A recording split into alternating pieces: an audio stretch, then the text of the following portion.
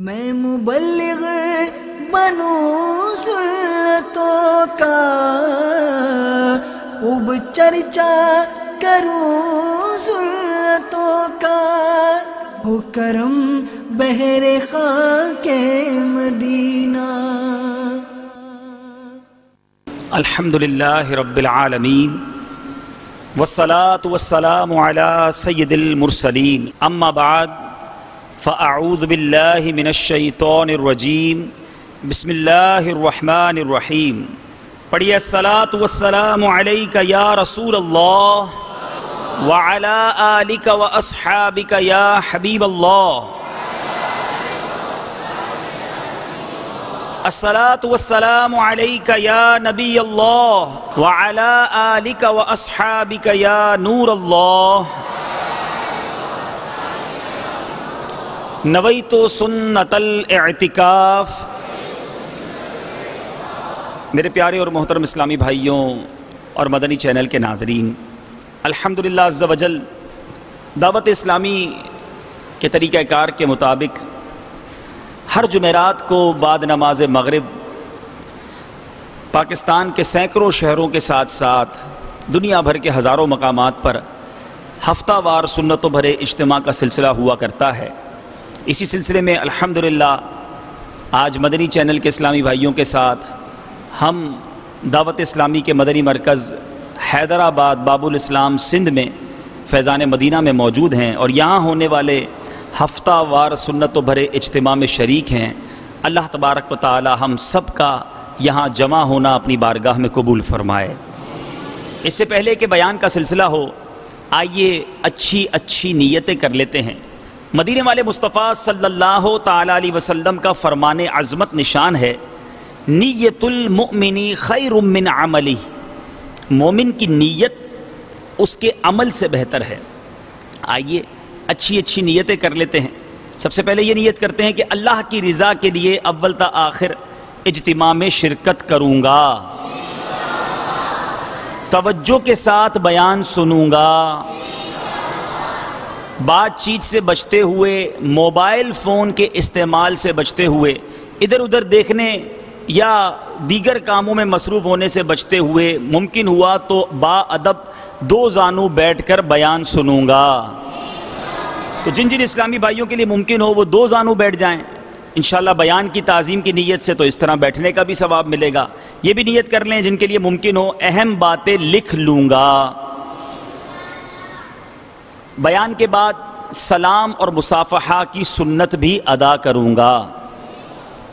پیارے اور محترم اسلامی بھائیوں، درود پاک کے بے شمار فضائل و برکات ہیں۔ بہت ساری احادیث درود پاک کے فضائل میں ملتی ہیں۔ عام دنوں میں درود پاک پڑھیں تو رحمتیں، برکتیں نچھاور ہوتی چلی جاتی ہیں، رحمتوں کی برسات گویا ہونے لگ جاتی ہے۔ لیکن بالخصوص جب شب جمعہ اور جمعہ کا دن آتا ہے، اب تو درود پاک پڑھنے والے کے وارے نیارے ہی ہو جاتے ہیں۔ حدیث پاک میں آتا ہے، مصطفیٰ جان رحمت، شمع بزم ہدایت، نوشہ بزم جنت، پیکر جود و سخاوت، منبع علم و حکمت، صلی اللہ علیہ وسلم کا فرمان باعظمت ہے۔ میرے آقا فرماتے ہیں، جو کوئی شخص جمعہ کے دن 200 مرتبہ درود پاک پڑھے، اللہ تعالیٰ اس کے 200 برس کے گناہوں کو معاف فرما دیتا ہے۔ تو انشاءاللہ عز و جل نیت یہ بھی کر لیتے ہیں، آج کی رات اور کل کا دن بھی کثرت سے درود پاک پڑھوں گا۔ دنیا بھر میں جہاں کہیں مدنی چینل کے ناظرین موجود ہوں، آئیے مل کر اپنے آقا و مولا صلی اللہ تعالی علیہ وسلم کی بارگاہ میں درود پاک کا نذرانہ پیش کرتے ہیں۔ صلو علی الحبیب صلی اللہ تعالی علی محمد صلی اللہ علیہ وسلم۔ پیارے اور محترم اسلامی بھائیوں، اسلامی سال، اسلامک کیلنڈر جس کے 12 مہینے یقیناً ہوتے ہیں، اور اسی اسلامی سال کا آخری مہینہ ذی الحجہ کا مہینہ ہمارے درمیان موجود ہے۔ یہ آخری مہینہ اور پہلا مہینہ، جو first month of the year, جو اگلا مہینہ ہے محرم کا مہینہ، یہ دو مبارک مہینے جہاں بہت ساری فضیلتیں لے کر آتے ہیں، وہاں تمام دنیا کے مسلمانوں کے لیے بہت سارے میسیجز بھی لے کر آتے ہیں، بہت سارے پیغامات بھی لے کر آتے ہیں۔ آخری مہینہ ہمیں قربانی کا درس دیتا ہے، قربانی کی یاد دلاتا ہے۔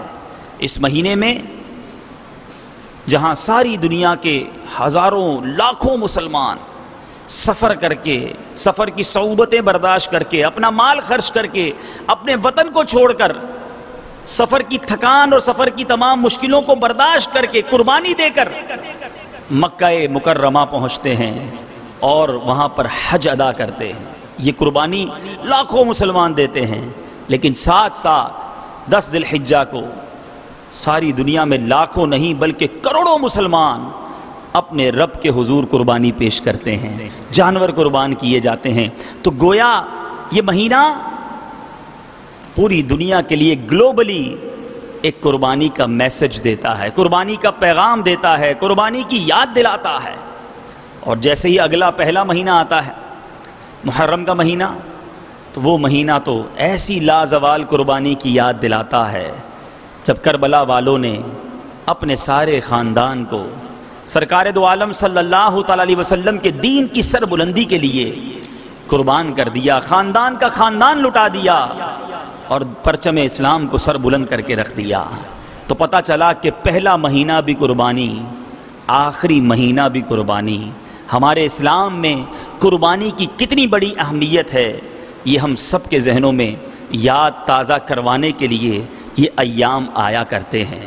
اے میرے پیارے اسلامی بھائیوں، آئیے آج یہ سنتے ہیں کہ ہم حضرت ابراہیم خلیل اللہ علیہ نبینا علیہ الصلوۃ والسلام اور حضرت اسماعیل ذبیح اللہ علیہ نبینا علیہ الصلوۃ والسلام کی جو یہ یادیں بناتے ہیں، یہ واقعہ کیا ہوا تھا، یہ کیسے روح پذیر ہوا، حضرت اسماعیل علیہ الصلوۃ والسلام کو کس طرح حضرت ابراہیم علیہ الصلوۃ والسلام قربان گاہ کی طرف لے کر چلے، اور آج رہتی دنیا ان کی یاد میں جب حاجی جمرات پر جا کر کنکری مارتے ہیں تو حضرت ابراہیم کی اس ادا کو ادا کرتے ہیں، اور ساری دنیا میں مسلمان جب کسی جانور کو ذبح کرتے ہیں تو اسماعیل ذبیح اللہ علی نبینا علیہ الصلوۃ والسلام کی یاد کو تازہ کرتے ہیں۔ میرے آقا علیہ الصلوۃ والسلام کی یہ سنت مبارکہ بھی ہے۔ بہرحال میرے پیارے اسلامی بھائیوں، کچھ حضرت اسماعیل اور حضرت ابراہیم علی نبینا علیہ الصلوۃ والسلام کے بارے میں سنتے ہیں کہ حضرت ابراہیم علیہ الصلوۃ والسلام نے اولاد کے لیے دعا کی تو اللہ تبارک و تعالی نے بڑھاپے میں حضرت ابراہیم علیہ الصلوۃ والسلام کی دعا کو منظور کر لیا۔ بی بی حاجرہ رضی اللہ تعالی عنہا کے بطن اطہر میں حضرت اسماعیل علیہ الصلوۃ والسلام کو پروردگار عز و جل نے ٹھہرایا۔ پھر ایک کنویں پر ایک فرشتے نے حضرت حاجرہ کو بشارت دی کہ تیرا فرزند ہوگا، اس کا نام اسماعیل رکھنا اور اس کی اولاد بہت پھیلے گی۔ جب بی بی حاجرہ کا بیٹا پیدا ہوا تو فرشتے کی بشارت کے موافق اس کا نام اسماعیل رکھا گیا۔ اس وقت حضرت ابراہیم علیہ الصلوۃ والسلام کی ایک روایت کے مطابق عمر مبارک 86 برس تھی۔ 86 ایئرز کی عمر میں آپ کے یہاں حضرت اسماعیل علیہ الصلوۃ والسلام کی ولادت ہوئی۔ حضرت ابراہیم علیہ الصلوۃ والسلام نے اللہ تبارک و تعالیٰ کی قرآن مجید فرقان حمید میں یہ الفاظ بھی موجود ہیں کہ آپ نے اپنے رب کی بارگاہ میں اللہ کی حمد و ثنا بیان کی اور اپنے رب سے اس طرح عرض کیا، اور جب کہا ابراہیم نے اے میرے رب اس شہر کو امن والا بنا دے اور مجھے اور میری اولاد کو بت پرستی سے پناہ دے۔ حضرت ابراہیم علیہ الصلوۃ والسلام کو حضرت اسماعیل سے بڑی محبت تھی۔ کبھی کبھی آپ فرط محبت سے اپنے اس لخت جگر کو سینے سے چمٹایا کرتے، اس کو بوسہ دیا کرتے، اپنے اس بیٹے سے بڑی محبت تھی۔ حضرت ابراہیم علیہ الصلوۃ والسلام کو حکم ہوا کہ بی بی حاجرہ اور اپنے اس بیٹے کے ساتھ جاؤ اور ان کو ایک بیابان میں چھوڑ کر آ جاؤ۔ چنانچہ حضرت اسماعیل علیہ الصلوۃ والسلام اور ان کی والدہ بی بی حاجرہ رضی اللہ تعالیٰ عنہا کو لے کر حضرت ابراہیم علیہ الصلوۃ والسلام مکہ مکرمہ کی جانب روانہ ہو گئے۔ اب یہ حکمت تھی اللہ عز و جل کی کہ ان کے ذریعے خانہ کعبہ کو بلکہ تمام عرب کی اولاد کو ان سے آباد کرنا تھا۔ جب حضرت ابراہیم علیہ الصلوۃ والسلام اپنی زوجہ اور اپنے بچے کو لے کر آج جہاں آب زمزم شریف کا کنواں ہے وہاں پہنچے تو وہاں ایک درخت تھا، اس درخت کے نیچے اپنی زوجہ اور اپنے بچے کو بٹھایا اور آپ دیدہ آنکھوں سے وہاں سے واپس ہونے لگے۔ بی بی ہاجرہ پیچھے پیچھے جاتی ہیں اور کہتی کہ ہمیں کس کے حال پر، کس کی نگہبانی پر ایسے بیابان میں کس کے سپرد کر کے جا رہے ہو؟ حضرت ابراہیم علیہ السلام نے فرمایا تمہارا محافظ پروردگار عالم ہے۔ اے وہ اسلامی بہنوں جو مدنی چینل پر یہ سلسلہ دیکھ رہی ہیں، اے وہ اسلامی بھائیوں جو دنیاوی کاموں کے لیے تو گھر بار کو چھوڑنے کے لیے تیار ہو جاتے ہو، اپنی جابز کرنے کے لیے کئی سال کے لیے گھر سے دور جانے کے لیے تیار ہو جاتے ہیں، اور جب راہ خدا میں سنتوں کے مدنی قافلوں میں سفر کے لیے انہیں کہا جائے تو کہتے ہیں گھر والوں کا کیا ہوگا؟ گھر والے کہتے ہیں ہمیں کس کے حوالے کر کے جا رہے ہو؟ سنو سنو، آج تو شہر بھی ہے، گھر بھی ہے، مکان بھی ہے۔ وہ کیسا وقت ہوگا جب ایک جنگل بیابان، ایک تپتی زمین، فقط ایک درخت ہے، اکیلی ایک ماں ہے، اس کا ایک بچہ ہے۔ وہ بی بی ہاجرہ حضرت ابراہیم علیہ السلام سے کوسچن کرتی ہیں، سوال پوچھتی ہیں، ہمیں کس کے حوالے کر کے جا رہے ہیں؟ اللہ کے اس برگزیدہ بندے، اللہ کے خلیل علیہ السلام ارشاد فرماتے ہیں کہ تمہارا محافظ اللہ تبارک و تعالی ہے۔ جب آپ کی مبارک زوجہ نے یہ سنا تو کیا کہتی ہیں؟ حسبی اللہ وتوکلت علی اللہ، مجھے اللہ کافی ہے اور میں نے اس کی ذات پر توکل کیا، اللہ کے حوالے کیا، میں اللہ کی رضا پر راضی ہوں۔ اب جناب حضرت ابراہیم علیہ السلام نے بڑی حسرت کے ساتھ اپنی بچوں کی امی کو، اپنے بیٹے کو چھوڑ کر ملک شام کا سفر اختیار کیا۔ اب ایسی جگہ پہنچ گئے چلتے چلتے چلتے کہ جہاں سے ان کی نظر نہ پڑے، تو اب کیا کیا؟ اپنا رخ مکہ پاک کی طرف کر کے اپنے رب کے حضور دعا کی، اور عاجزی سے ایسی دعا کی، اللہ تبارک و تعالیٰ نے قرآن مجید فرقان حمید میں اس دعا کو ذکر کیا، ربنا انی اسکنت من ذریتی بواد غیر ذی زرع عند بیتک المحرم، اے میرے رب میں نے اپنی کچھ اولاد ایک نالے میں بسائی جس میں کھیتی نہیں ہوتی، تیرے حرمت والے گھر کے پاس، اے ہمارے رب اس لیے کہ وہ نماز قائم رکھیں تو تو لوگوں کے کچھ دل ان کی طرف مائل کر دے اور انہیں کچھ پھل کھانے کو دے، شاید وہ احسان مانے۔ ربنا انک تعلم ما نخفی وما نعلن، اے ہمارے رب تو جانتا ہے جو ہم چھپاتے ہیں اور جو ظاہر کرتے، وما یخفى علی اللہ من شیء فی الارض ولا فی السماء، اور اللہ پر کچھ چھپا نہیں زمین میں نہ آسمان میں۔ الحمدللہ الذی وہب لی علی الکبر اسماعیل و اسحاق، سب خوبیاں اللہ کو جس نے مجھے بڑھاپے میں اسماعیل و اسحاق دیے۔ ان ربی لسمیع الدعاء، بے شک میرا رب دعا سننے والا ہے۔ پھر فرماتے ہیں رب اجعل لی مقیم الصلاۃ ومن ذریتی ربنا وتقبل دعاء، اے میرے رب مجھے نماز قائم کرنے والا رکھ اور کچھ میری اولاد کو، اے ہمارے رب، اور میری دعا سن لے۔ ربنا اغفر لی ولوالدی وللمؤمنین یوم یقوم الحساب، اے ہمارے رب مجھے بخش دے اور میرے ماں باپ کو، سب مسلمانوں کو جس دن حساب قائم ہوگا۔ یہ دعا کی حضرت ابراہیم علیہ السلام اپنے گھر والوں کو چھوڑ کر چل پڑے۔ اب میرے پیارے اسلامی بھائیوں، دعا کس نے کی تھی؟ اللہ کے خلیل نے دعا کی تھی، اللہ کے نبی نے دعا کی تھی، قربانی دے کر دعا کی تھی۔ اللہ نے دعا کیسی قبول فرمائی کہ میرے پیارے اور محترم اسلامی بھائیوں، اللہ تبارک و تعالی نے ایسی نعمتوں سے مالا مال کیا کہ ایک عورت اور بچے سے نہ صرف اس شہر کو، ان کو آباد کیا، بلکہ مکہ مکرمہ جو آج ہر طرف نعمتوں سے مالا مال ہے، وہ بھی انہی کے صدقے میں آباد ہو گیا۔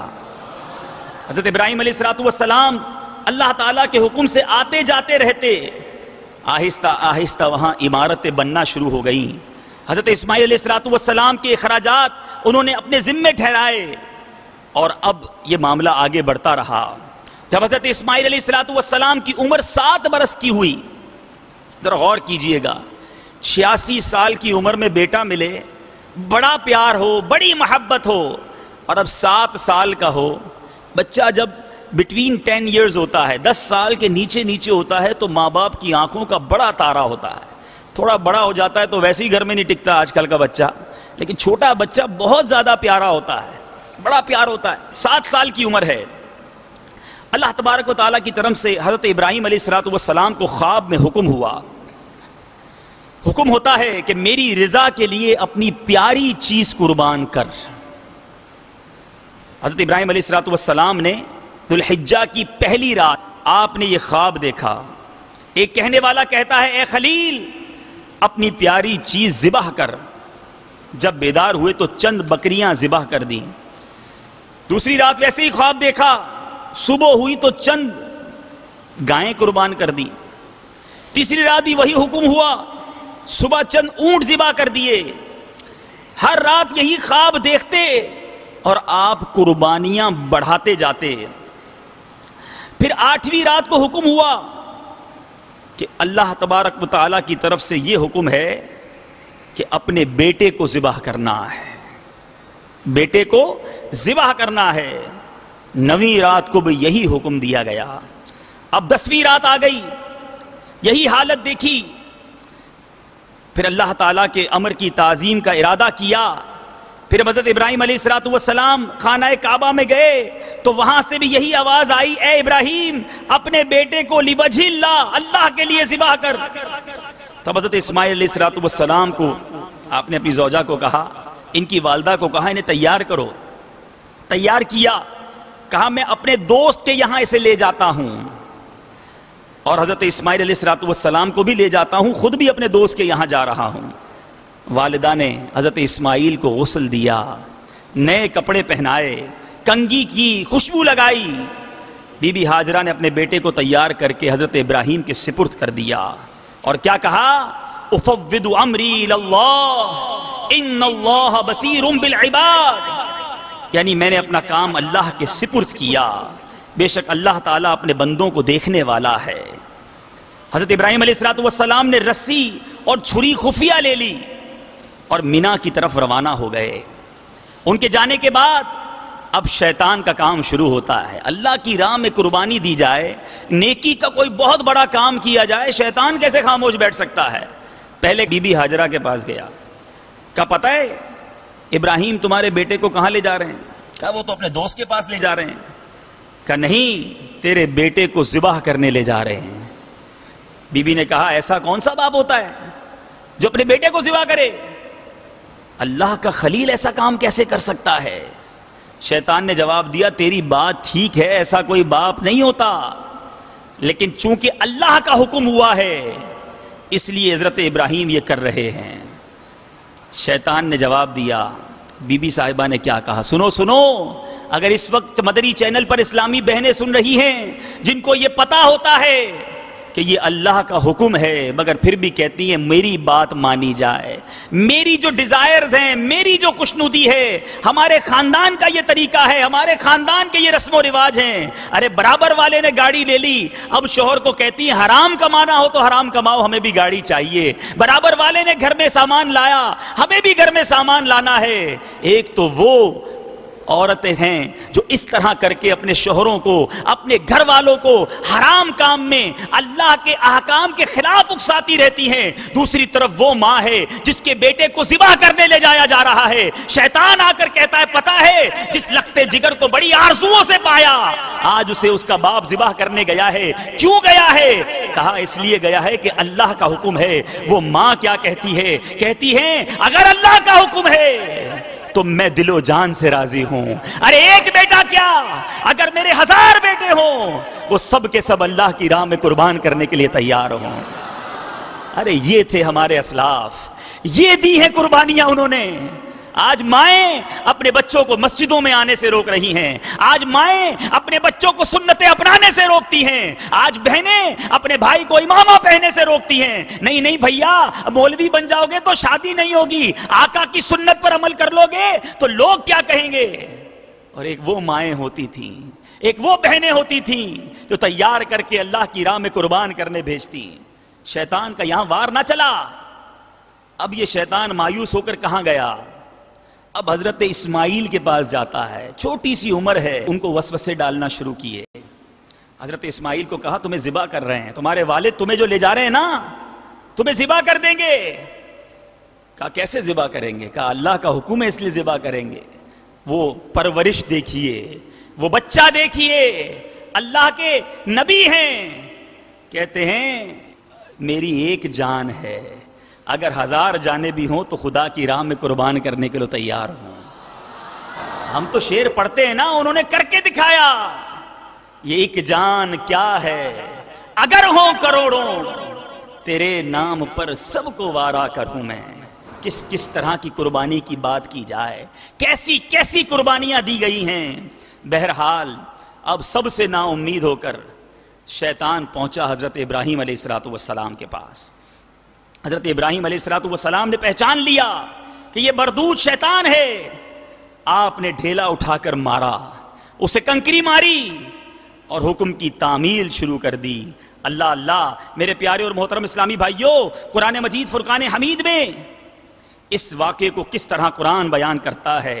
فَلَمَّا بَلَغَ مَعَهُ السَّعْيَ قَالَ يَا بُنَيَّ إِنِّي أَرَى فِي الْمَنَامِ أَنِّي أَذْبَحُكَ فَانظُرْ مَاذَا تَرَى. کیا کہا؟ پھر جب وہ اس کے ساتھ کام کے قابل ہو گیا, کہا اے میرے بیٹے میں نے خواب میں دیکھا ہے کہ میں تجھے ذبح کرتا ہوں. اپنے بیٹے کا ذہن بنا رہے ہیں, ایسا نہیں کہ یہ سارا کام بچے کو اندھیرے میں رکھ کے ہو رہا ہے. ڈائریکٹ بتا دیا کہ میں نے خواب میں دیکھا میں تجھے ذبح کرتا ہوں, اب تو دیکھ تیری کیا رائے ہے. بیٹے سے باپ پوچھ رہا ہے. کیا کہتے ہیں؟ کہا اے میرے باپ کیجئے جس بات کا آپ کو حکم ہوتا ہے, خدا نے چاہا تو قریب ہے کہ آپ مجھے صابر پائیں گے. فَلَمَّا أَسْلَمَا وَتَلَّهُ لِلْجَبِينِ, تو جب ان دونوں نے ہمارے حکم پر گردن رکھی, باپ نے بیٹے کو ماتھے کے بل لٹایا, اس وقت کا حال نہ پوچھ. وَنَادَيْنَاهُ أَن يَا إِبْرَاهِيمُ, اور ہم نے اسے ندا فرمائی کہ اے ابراہیم قد صدقت الرؤیا, بے شک تو نے خواب سچ کر دکھائی. اِنَّا كَذَلِكَ نَجْزِي الْمُحْسِنِينَ, ہم ایسا ہی صلہ دیتے ہیں نیکوں کو. ان هذا لهو البلاء المبین, بے شک یہ روشن جانچ تھی. وفدیناہ بذبح عظیم, اور ہم نے ایک بڑا ذبیحہ اس کے صدقے میں دے کر اسے بچا لیا. وترکنا علیہ فی الآخرین, اور ہم نے پچھلوں میں اس کی تعریف باقی رکھی. سلام علی ابراہیم, قرآن کیا کہتا ہے؟ سلام ہو ابراہیم پر. اللہ اللہ, اے میرے پیارے اسلامی بھائیوں کیسی قربانی. اور اب کیا ہوا؟ باپ بھی راضی, بیٹا بھی راضی, ماں بھی اس قربانی کے لیے راضی. اور جب یہ قربانی کا وقت آیا تو پھر کیا ہوا؟ میرے پیارے اور محترم اسلامی کہتے ہیں کہ حضرت ابراہیم علیہ السلام کو اسماعیل علیہ السلام نے کیا کہا کہ چھری کو اچھی طرح تیز کر لیں, تاکہ چھری ایسی تیز ہو کہ ایک ہی باری میں اللہ کی راہ پر قربان ہو جاؤں. باپ نے بیٹے کو ذبح کرنے کے لیے چھری کو تیز کیا, اور جب حضرت اسماعیل علیہ السلام کے گلے پر زور سے کھینچی تو چھری نے ایک بال بھی نہ کاٹا. اسماعیل علیہ السلام کیا کہتے ہیں؟ بھائی بال نہیں کٹا تو خوش ہونا چاہیے. کہتے ہیں دوبارہ کیجئے, جلدی کیجئے, اللہ کے حکم عدولی نہ ہو جائے. حضرت ابراہیم علیہ السلام نے پھر چھری تیز کی, پھر بھی کوئی بال نہ کٹا. حضرت ابراہیم علیہ السلام نے چھری کو پتھر پر مارا, چھری کو اللہ تعالیٰ نے بولنے کی طاقت دے دی. چھری نے کہا اے ابراہیم میں تیرا حکم مانوں یا تیرے رب کا حکم مانوں؟ تم کاٹنا چاہتے ہو, وہ بچانا چاہتا ہے. بہرحال اب کیا ہوا؟ حضرت جبرائیل جنت سے ایک دمبا لے کر آئے اور کہا, پھر پہاڑ سے اللہ اکبر کی آواز آئی تو خلیل اللہ نے کہا, پھر حضرت اسماعیل نے بھی تکبیر کہی. اب یہ تکبیریں پچھلوں پر واجب ہو گئی ہیں. بہرحال میرے پیارے اور محترم اسلامی بھائیوں اس دمبے کو ذبح کیا گیا. وہ دمبا کیسا تھا؟ ابن عباس فرماتے ہیں کہ یہ دمبا 40 سال تک جنت میں چرتا رہا, اور حضرت جبرائیل پہاڑ سے لے کر اتر آئے اور کہا کہ بیٹے کے بدلے میں اس کو ذبح کر دے۔ اے میرے پیارے اور محترم اسلامی بھائیوں، یہ ایک قربانی کی داستان ہمیں کیا کیا سبق دے کر چلی گئی۔ کیا ہمارے بچوں کی تربیت ہم نے ایسی کی ہے کہ جب اللہ کا حکم سامنے آ جائے تو اس وقت ہمارے بچے اللہ کے حکم کو ماننے میں لگ جائیں؟ کیا ہم نے اپنے گھر والوں کی ایسی تربیت کی کہ جب یہ معلوم ہو جائے کہ اس بات کا رب نے منع کیا ہے تو گھر والے اس کام سے رک جائیں؟ ارے گھر والوں کی، بچوں کی تربیت تو جب کرتے نا جب ہمارا بھی یہ ذہن ہوتا۔ ہم خود کون سا گناہوں سے بچتے ہیں؟ اللہ کے فرامین ایک طرف ہوں، دوسری طرف نفس کے تقاضے ہوں، دوسری طرف دل للچا رہا ہو، تو بندہ کہتا ہے یار کر لو، بعد میں توبہ کر لیں گے۔ معاذ اللہ، گناہ کرنے کے لیے تیار ہو جاتا ہے، تو پھر اس کے بچے، اس کے گھر والے کیسے نیک بنیں گے؟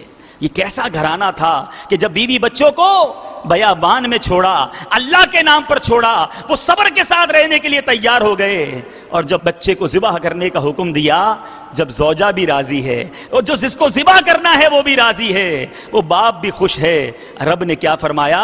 سلام علی ابراہیم۔ حضرت ابراہیم کے لیے وہ تعریفی کلمات قرآن بیان کرتا ہے جو آج دنیا میں صبح قیامت تک جب جب قرآن کی تلاوت کی جاتی رہے گی حضرت ابراہیم پر سلام بھیجا جاتا رہے گا۔ بہرحال میرے پیارے اور محترم اسلامی بھائیوں، اب یہاں ایک بڑی اہم بات بتاتا چلوں، یہ یاد رہے کہ ایسا نہیں کہ اگر ہم میں سے کسی کو خواب میں حکم مل جائے کہ بچے کو ذبح کر دو تو ہم صبح اٹھیں بچے کو لے کے نکل جائیں۔ یہ بات بڑی اہم ہے اور نوٹ کر لیجئے، ہم امت ہیں، ہمارے جو خواب ہیں یہ حجت نہیں، نبیوں کے خواب جو ہوتے ہیں وہ حکم ہوتا ہے، وحی ہوتی ہے، وہ کنفرم ہوتے ہیں۔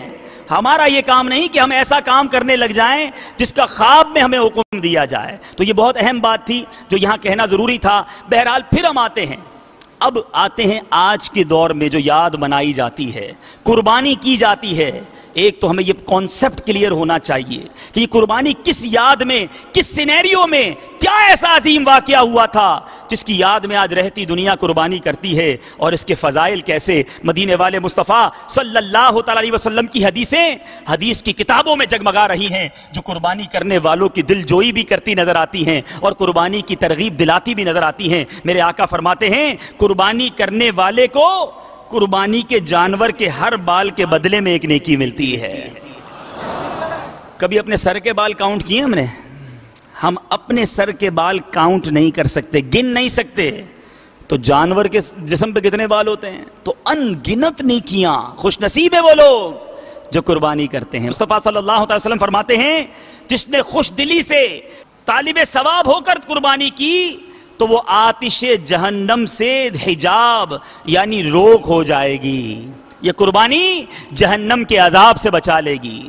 دو کنڈیشنز ہیں لیکن اس حدیث پاک میں، خوش دلی اور طلب ثواب۔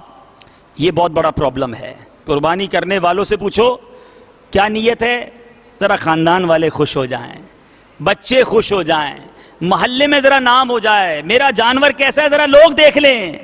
ارے کنڈیشن تو حدیث میں دو تھی، طالب ثواب ہو کر اور خوش دلی کے ساتھ۔ اچھا کچھ لوگ قربانی کرتے ہیں بڑا بوجھ فیل کر کے، ارے قربانی کے دن آ گئے پھر خرچہ کرنا پڑے گا، پھر قربانی کرنی پڑے گی، اللہ اللہ اب تو جناب کرنی پڑے گی، رشتہ دار بھی کر رہے ہیں، پڑوسی بھی کر رہے ہیں، بچے بھی نہیں مانیں گے، یہ خرچہ تو ہوگا ہی ہوگا۔ اب یہ خوش دلی تو نہ ہوئی نا، بد دلی کے ساتھ بوجھ سمجھ کر۔ ارے اللہ کے بندے قربانی کرنے والے یہ سوچ کہ تجھے تیرے رب نے یہ سعادت دی ہے، اس قابل بنایا کہ تو قربانی کر رہا ہے، شکر ادا کرتے ہوئے خوش دلی کے ساتھ اللہ کی راہ میں جانور قربان کرو کہ اللہ نے مغفرت کا سامان عطا کر دیا ہے۔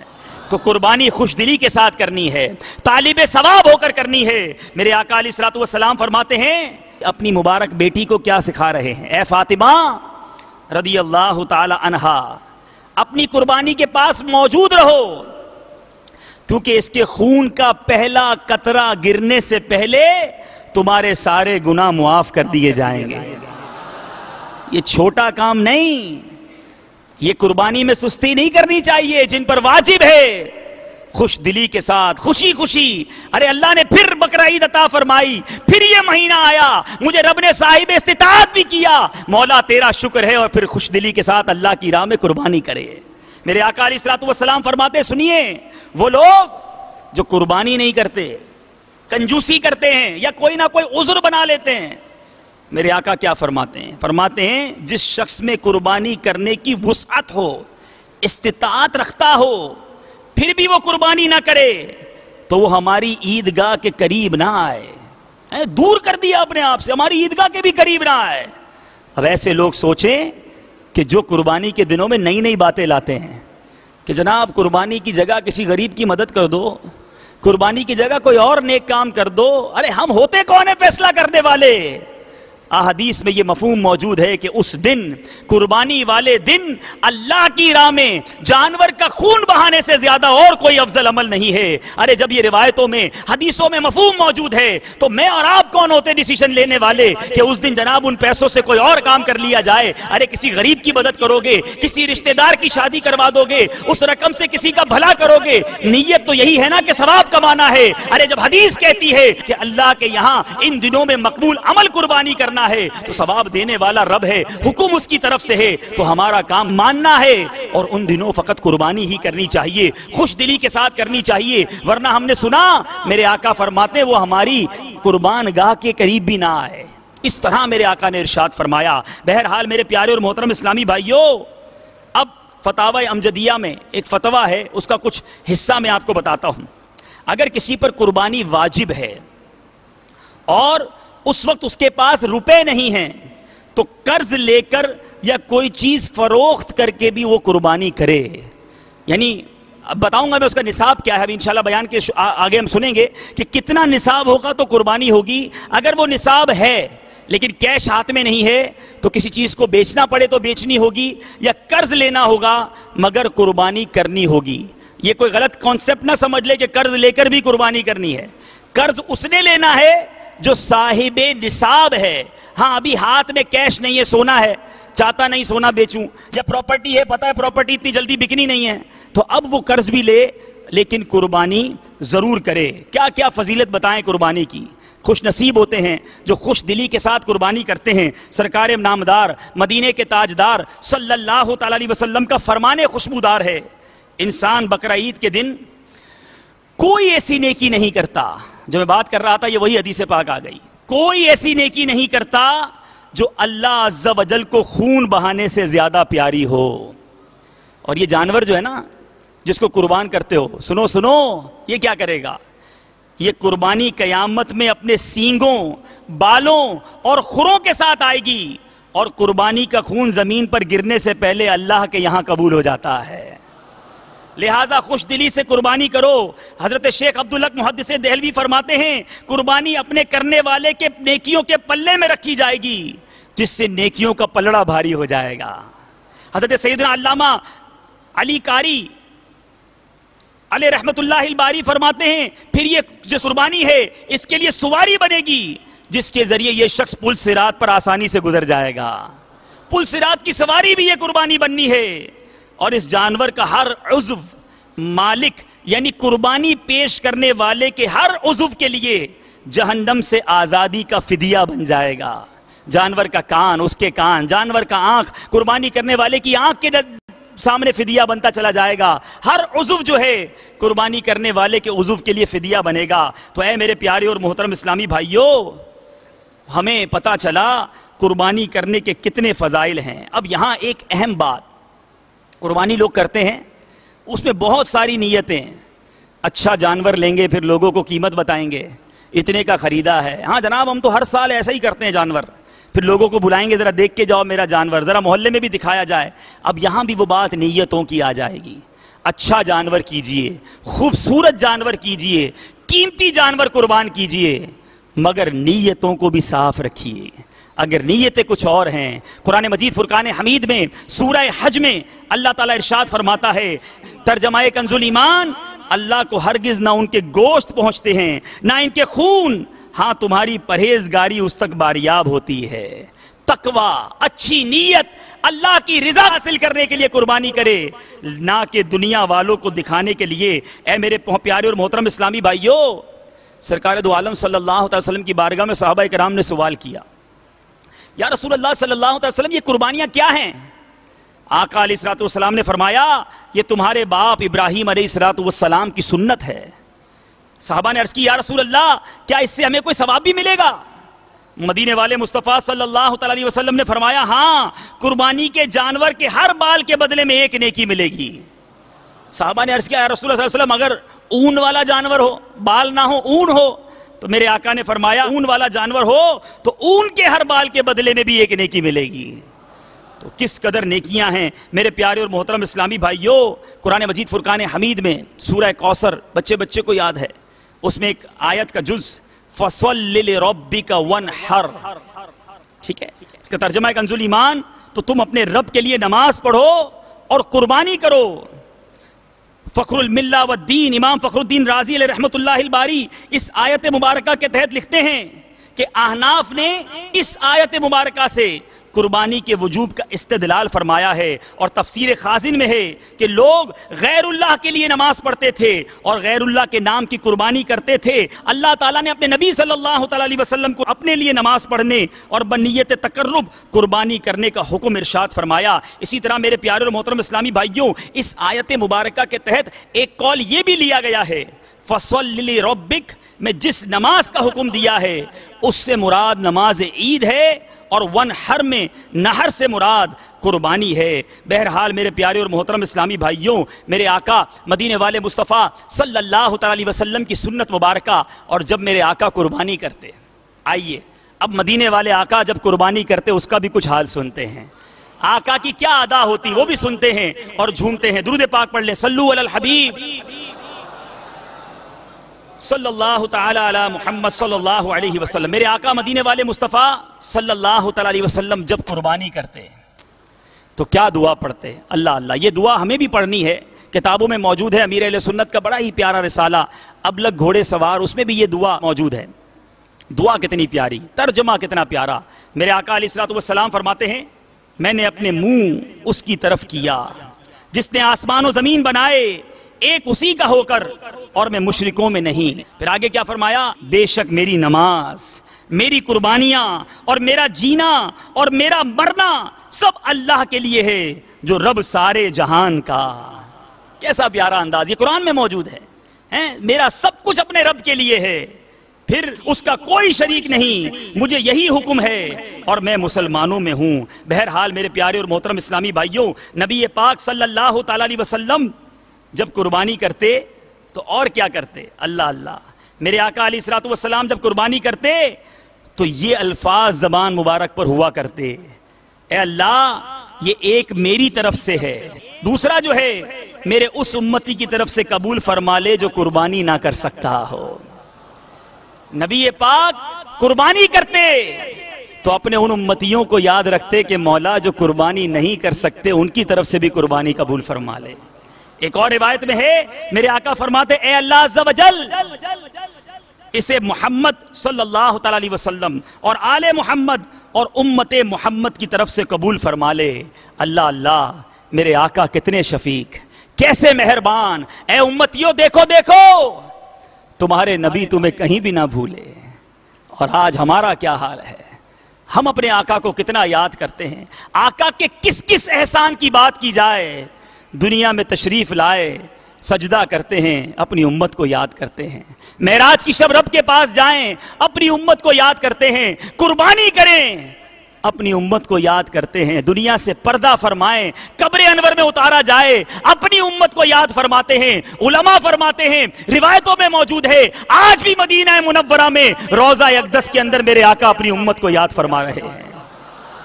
اور یہ امت، یہ آقا کے غلام کیا آقا کو یاد رکھے ہوئے ہیں؟ کہ نبی کی سنتیں یاد ہیں؟ کہ آقا کے فرامین یاد ہیں؟ ارے جو نبی امت سے اتنا پیار کرتے ہوں ان کو تو ہر دم یاد کرنا چاہیے۔ اعلیٰ حضرت مجدد دین و ملت پروانہ شمع رسالت ہمیں یہی تو درس دے رہے ہیں۔ کیا لکھتے ہیں؟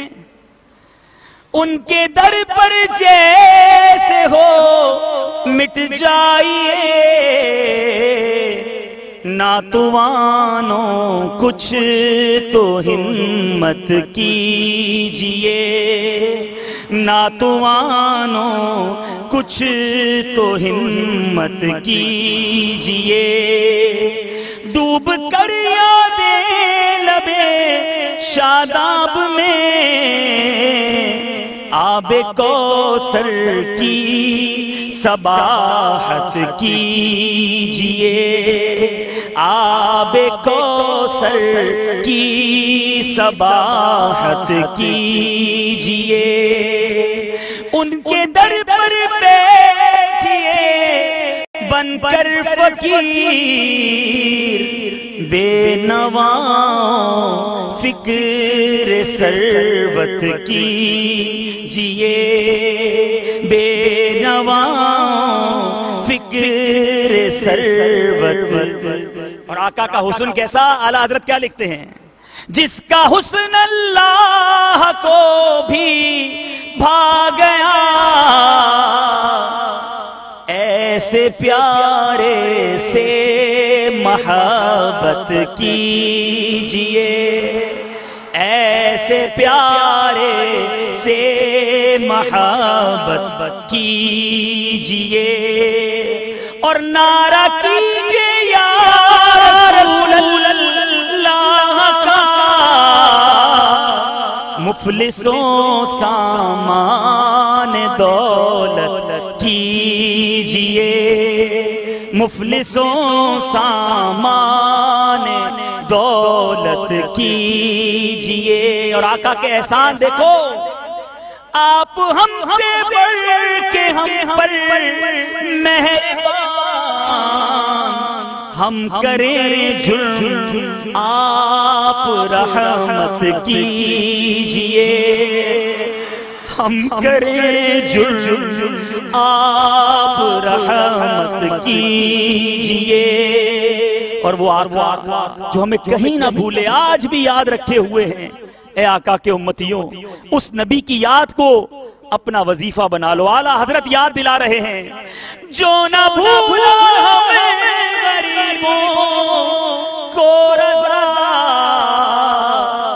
یاد اس کی اپنی عادت کیجئے، یاد اس کی اپنی عادت کیجئے، نار سے بچنے کی صورت کیجئے، حرز جان ذکر شفاعت کیجئے۔ صلو علی الحبیب۔ بہرحال میرے پیارے اسلامی بھائیوں، یہ مہینہ کہیں تو حضرت ابراہیم علیہ السلام کی قربانی یاد دلا رہا ہے، کہیں حضرت اسماعیل علیہ السلام کا صبر یاد دلا رہا ہے، کہیں بی بی ہاجرہ رضی اللہ تعالیٰ عنہ کی اللہ کی بارگاہ میں اللہ کے حکم پر رضا یاد دلا رہا ہے، کہیں میرے آقا کا امت سے پیار یاد دلا رہا ہے، کہیں مسلمانوں کا اپنا مال اللہ کی راہ میں خرچ کرنا یاد دلا رہا ہے۔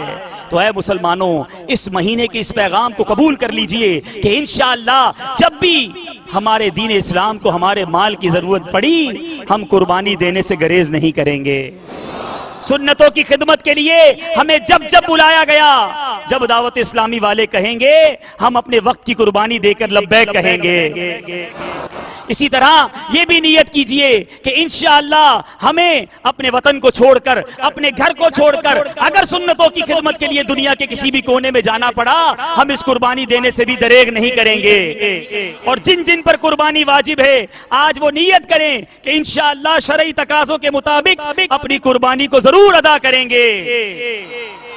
اب قربانی کس پر واجب ہے، یہ مسئلہ سن لیجئے۔